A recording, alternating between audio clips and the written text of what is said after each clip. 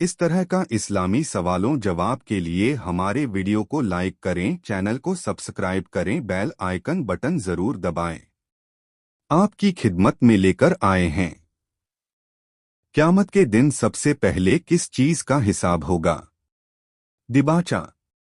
इस्लाम एक संपूर्ण जीवन प्रणाली है जो मनुष्य को न केवल दुनिया की भलाई के रास्ते दिखाता है बल्कि आखिरत परलोक की सफलता के नियम भी सिखाता है। क़यामत का दिन यानी हिसाब किताब का दिन वह दिन होगा जब हर व्यक्ति को अपने जीवन के हर छोटे बड़े कर्म का जवाब अल्लाह के सामने देना होगा। इस दिन से संबंधित बहुत सी बातें कुरान और हदीस में बयान की गई हैं। हदीसों में यह बात साफ तौर पर आती है कि क़यामत के दिन सबसे पहले जिस चीज का हिसाब लिया जाएगा वह नमाज सलात है। यह लेख क़यामत के दिन की स्थिति, नमाज की अहमियत, नमाज से जुड़ी हदीसें, नमाज के लाभ और उसे छोड़ने के अंजाम पर आधारित है। हिस्सा 1, क़यामत का दिन एक परिचय। नंबर 1, क़यामत क्या है?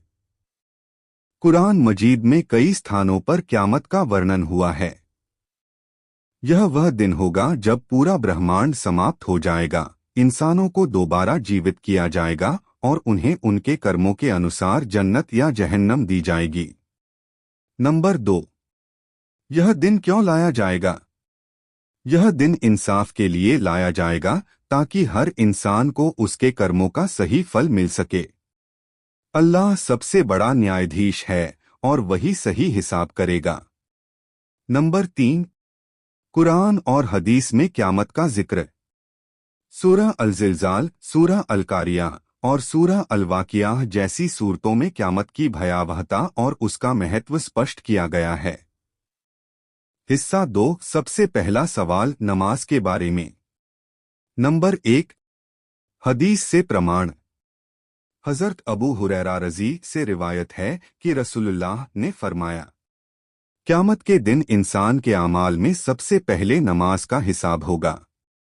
अगर नमाज सही निकली तो बाकी आमाल भी सही होंगे और अगर नमाज खराब निकली तो बाकी आमाल भी खराब समझे जाएंगे। तिर्मिज़ी। नंबर 2, क्यों सबसे पहले नमाज? क्योंकि नमाज इस्लाम का सबसे बड़ा स्तंभ है। यह अल्लाह और बंदे के बीच सीधा रिश्ता है। यही कारण है कि नमाज को छोड़ना इस्लाम से दूरी समझा गया है। हिस्सा 3, नमाज की अहमियत। 1, नमाज अल्लाह से संपर्क का माध्यम। कुरान में है, सजदा कर और अल्लाह के करीब हो जा। सूरह अल-अलक। नंबर 2, नमाज बुराई से रोकती है। नमाज बेहयाई और बुराई से रोकती है। सूरह अल-अंकबूत आयत 45। नंबर 3, नमाज जन्नत की चाबी।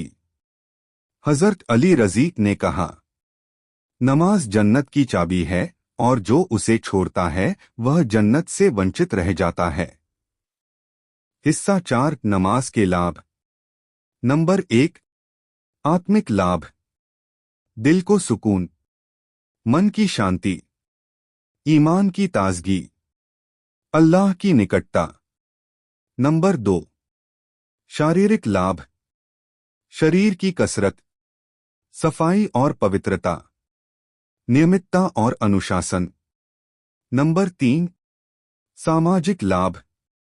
भाईचारे का विकास, समानता की भावना, समाज में नैतिकता। हिस्सा 5, नमाज न पढ़ने के अंजाम। नंबर 1, कुरान में चेतावनी। वो नमाजियों के लिए बर्बादी है जो नमाज से गाफिल हैं। सूरह अल-माउन।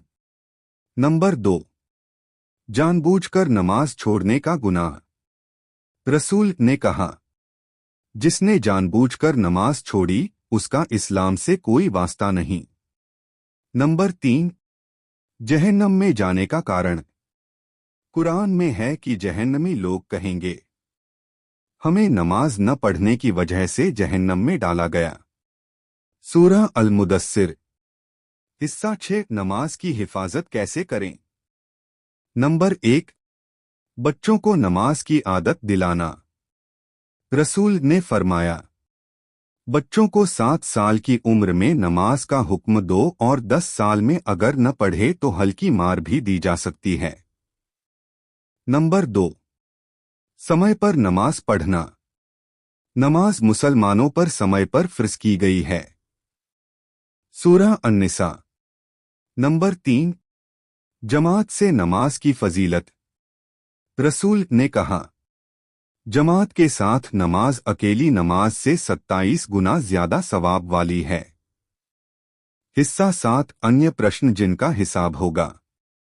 हालांकि नमाज का हिसाब सबसे पहले होगा, लेकिन कुछ और सवाल भी पूछे जाएंगे। रसूल ने कहा, इंसान के कदम हिलेंगे नहीं जब तक इन 4 सवालों का जवाब न देगा। नंबर 1, उम्र कहाँ बिताई। नंबर 2, जवानी कैसे गुजारी। नंबर 3, माल कहाँ से कमाया और कहाँ खर्च किया। नंबर 4, जो इन सीखा उस पर कितना अमल किया। तिर्मिज़ी।